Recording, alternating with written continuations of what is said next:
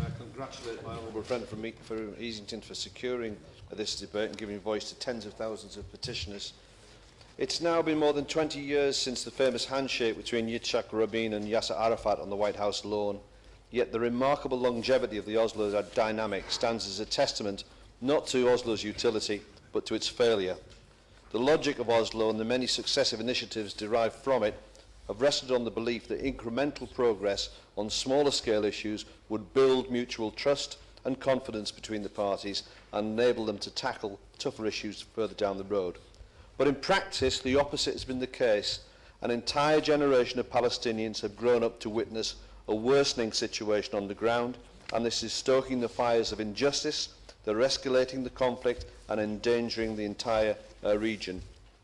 Whereas making it so that Israel and the Palestinians were not to be held accountable for violations was originally intended as a trust-building exercise for a future settlement, it has in subsequent decades served to afford Israel complete impunity for its actions, which is leading to horrendous human rights violations and extinguishing hope for a just political settlement.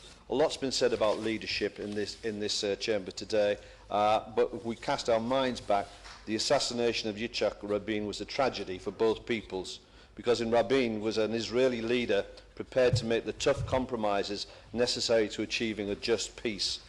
Without a government prepared to compromise and negotiate in good faith, refusing to hold Israel to account does not encourage negotiations. It leads to a culture of impunity that is seized upon by those on both sides who reject any type of political settlement.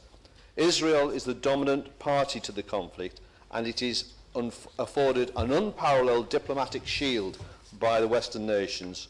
With the current dynamic, there is nothing in place to prevent Israel doing whatever it wants and taking whatever it wants to the detriment of both peoples. The two-state solution receives the near unanimous support of honourable members, myself included, the British public, the international community, and most importantly, the large majority of both Israelis and Palestinians. But a negotiated two-state solution will only be achieved if there are partners for peace on both sides. Sadly, the current Israeli leadership shows little appetite for political settlement, and the direction down which it is headed is both destructive for Israel and devastating for the Palestinians.